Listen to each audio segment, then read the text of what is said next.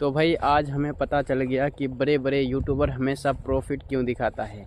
क्योंकि ऑडियंस को पसंद ही है प्रॉफिट, उनको लॉस देखना बिल्कुल भी पसंद नहीं। अब मैं आपको बताता हूं कि मैं पिछले 2-2.5 साल से जो ट्रेडिंग कर रहा था उस बिगिनर में मैं कैसे सोचता था, अभी जो हमारा ट्रेडर को देखने का नज़रिया है वो कैसा है, मार्केट को देखने का नज़रिया है वो कैसा है।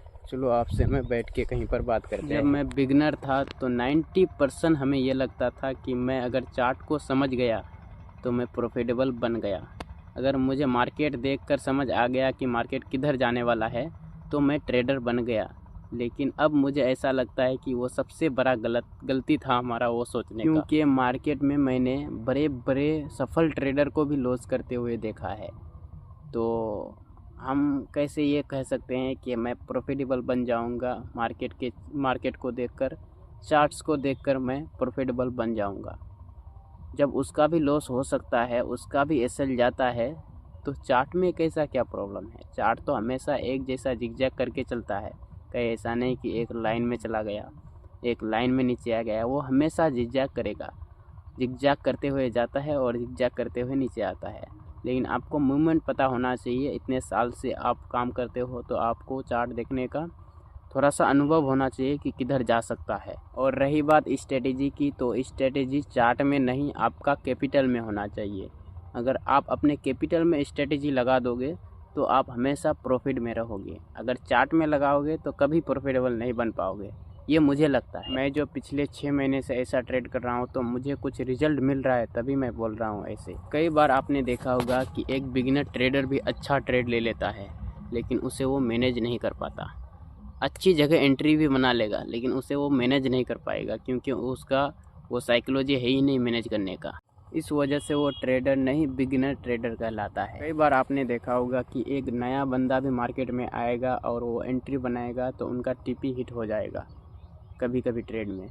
तो आप लोग ये ना सोचे कि वो ट्रेडर है, वो बिगिनर ट्रेडर इसलिए है कि उनको अब फिर से दोबारा उसमें लगने लगेगा कि मेरा जब इसमें टीपी हिट हो गया तो अगले में भी टीपी हिट हो सकता है, अगले में भी टीपी हिट हो सकता है। भाई ऐसा नहीं, अगर अगले में टीपी हिट हुआ है तो अगले में आपका लॉस भी हो सकता है।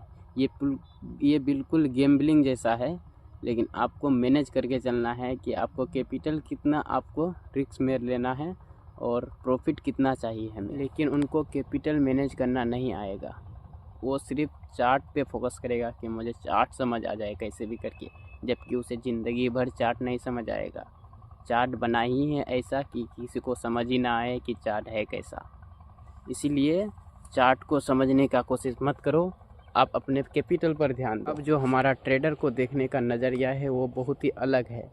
मैं बिल्कुल भी चार्ट पर नहीं देखता कि अगर मैं 10 ट्रेड लूँगा तो उसमें से लगभग 5 ट्रेड तो हिट होना चाहिए, 5 या 4 ट्रेड तो हिट होना चाहिए। लेकिन 6 ट्रेड आप मान के चलो उसमें लॉस जाएगा ही, चाहे कुछ भी हो जाए। ऐसा नहीं कि आप 10 ट्रेड सोच के, अगर 10 दिन में 10 ट्रेड सोचे हो तो 10 का 10 लॉस में चला जाएगा, ऐसा कभी नहीं होगा।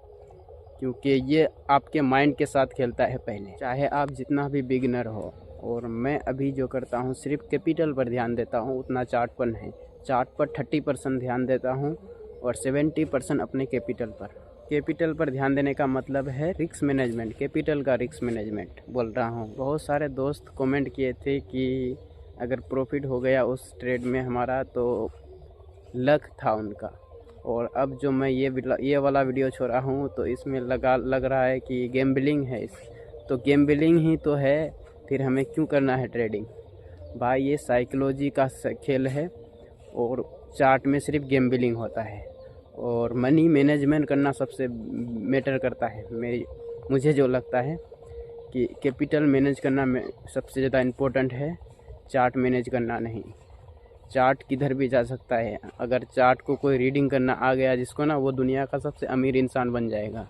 इसलिए आज तक कोई चार्ट को रीडिंग नहीं कर पाया है। तो आप लोग को मैं रियल जर्नी दिखा रहा हूँ कि इसमें लॉस भी होता है और प्रॉफिट भी होता है।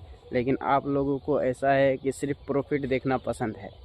और लॉजिक आप लोग बोल रहे हो कि लॉजिक क्या था। भाई चार्ट में कोई लॉजिक नहीं होता है। आपका माइंड देख के आपको चार्ट देख के समझ आना चाहिए कि चार्ट किधर मूव कर सकता है। अगर आप 1 साल लगाए हो तो चार्ट को देखकर अच्छे से समझ आता होगा किधर जा सकता है। आपका एसएल भी जा सकता है, ऐसा नहीं कि आपका हमेशा प्रॉफिट ही होगा। जहाँ पर रिस्क लेना चाहिए वहाँ पर लेना चाहिए, और जहाँ पर रिस्क नहीं लेना चाहिए वहाँ पर बिल्कुल भी नहीं लेना चाहिए। आपको जैसा लगता है कैपिटल के हिसाब से उतना रिस्क लेना चाहिए। बड़े बड़े लॉजिक वाले ट्रेडर भी, उनका भी लॉस होता है, चाहे जितना भी लॉजिक हो जाए। आप सोचते हो कि लॉजिक से चलता है, भाई लॉजिक से बिल्कुल भी नहीं चलता है, मुझे लगता है। और क्या लगा आपको हमारा ये सोचने का तरीका कैसा है हमारा, और आप लोग हमें कमेंट करके बताना, क्योंकि आप लोग ज़्यादा टाइम मार्केट को दिए हो, मैं सिर्फ 2 ही साल दिया हूँ। बहुत सारे दोस्त तो कमेंट करता है कि मैं आपको सिखा दूँगा। भाई ऐसा नहीं, आप किसी को नहीं सिखा सकते ये चीज़। जो भी सीखेगा वो खुद से ही सीखेगा। लॉजिक बता सकते हो, क्या लॉजिक बताएगा? बड़े बड़े ट्रेडर लॉजिक बताता है, फिर भी उनका लॉस हो जाता है। लेकिन ऐसा है कि एक नया बंदा आकर भी सेल कर बाय कर लेता है, सेल कर लेता है, उसका टीपी हिट हो जाता है, कभी एसएल भी चला जाता है। तो लॉजिक आप उसमें क्या समझाओगे बताओ? पूरा गैम्बलिंग टाइप का है ये। सिर्फ आपको फोकस करना है अपना कैपिटल पर, कि कैपिटल पर कितना रिस्क लेना है और कैपिटल को कितना आगे बढ़ाना है, बस इतना ही है मुझे लगता है। मैं सच बताऊं तो मुझे लगता है जो लोग लॉजिक सीख रहा है ना, वो मार्केट में सिर्फ टाइम पास कर रहा है, वो पैसा बनाने नहीं आया है।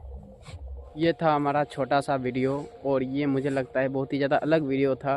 ये हमारा ट्रेडिंग के ऊपर नहीं था, सिर्फ ट्रेडिंग साइकोलॉजी के ऊपर था कि मैं कैसे सोचता हूँ। और आप लोग इसे, भाई मुझे जो है ना बोलने में बहुत हिचकिचाहट आ रहा है, मतलब मैं उतना बोल नहीं पाता हूँ ज़्यादा देर तक कैमरे के सामने। और आप लोग एडजस्ट कर लेना कि समझ जाना मैं क्या कहना चाहता हूँ। और आप लोग के अंदर तो इतना समझ होगा ही कि समझ जाओगे।